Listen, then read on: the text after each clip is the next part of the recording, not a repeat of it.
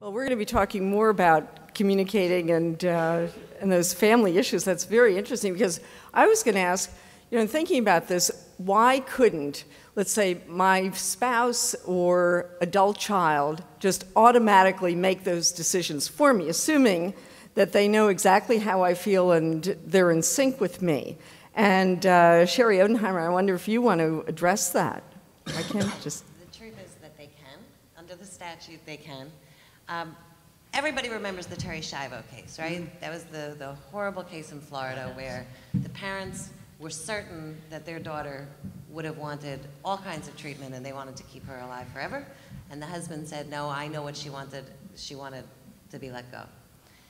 The problem wasn't just that she hadn't made her wishes known. Clearly they had completely different views of what her wishes were, and she had not put them in writing. There was no way for a judge to say, I know what she would have wanted.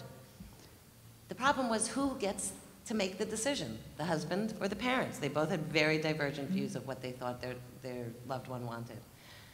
So most statutes, when they were created subsequent to the Schiavo case, set forth a priority that said if you are ever in the situation where you have not named a power of attorney, then here's who the doctor gets to look to.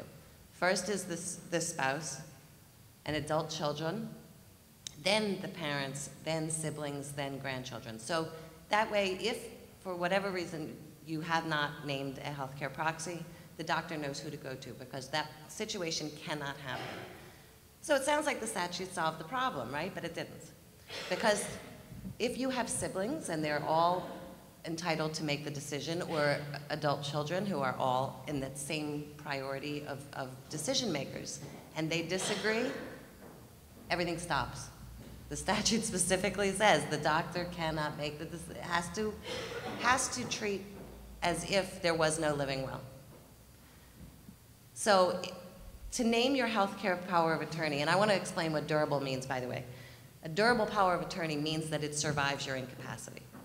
There would be no point to this if it didn't, right? If it ended at the time you were declared incapacitated, then there would be no one to make the decision. So durable survives the incapacity. If you have not named somebody and there's a tie, it's as if you didn't have a document.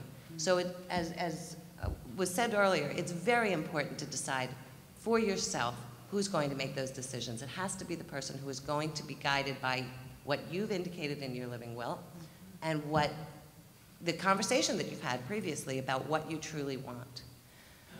One of the issues with the living will that I have as an attorney, and I will defer to everyone else at this table in this regard, when a client comes in, I say to them, I cannot be the one to help you answer, yes, I want a feeding tube, yes, I want hydration, no, I don't want resuscitation. Those are medical decisions, those are spiritual decisions, those are personal decisions, those are not legal decisions. So I can help a client to decide that they need the document, that they want the document, that they want to name a healthcare proxy, but I do not give them advice on what those decisions should be, because those are very, very personal decisions and they are certainly not within my realm of expertise. There are presumptions that are made in the statute if you don't actually go through the exercise of discussing it with other individuals, with your family, with your doctor, to determine what treatments you would want and don't want. The presumption, there's a presumption that you would not want a feeding tube because apparently they are so horrific that nobody wants one. So the legislature said, that's one we don't want. Am I, as a lawyer, the one to say that a feeding tube in any situation is never going to be warranted? Absolutely not. So I don't recommend that you answer those questions in your attorney's office, but I definitely recommend that you go and have that conversation with your loved ones and with your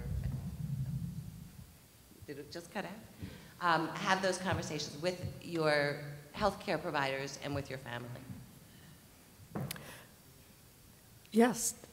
I might just point out that it's possible under laws like we have now in Pennsylvania and had since 2006, I believe, is the new law, to know exactly who your doctor is supposed to go to for an authoritative decision for your health care. And before 2006, you tried to get together and form a consensus and figure out what's best for the person and the like. Now you know exactly who is authorized to make a decision by a specific hierarchy and rules within the law. That person or persons may not be who you want to be making decisions for you, especially if you have children by another spouse, former spouse, you're not legally married. The law can have these holes you can fall through because the hierarchy is around sort of an idealized form of spouse, children, siblings, parents, so forth, etc. So I know of at least one case where someone was not all that interested in an advance directive, and it was pointed out to that person, well, you know that if you don't designate someone as your healthcare agent, then this person is going to be the person authorized. They said, give me the form.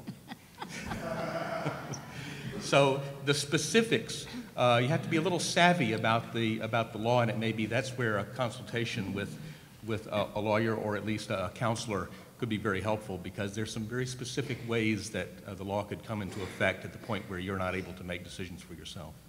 Oh, thank you.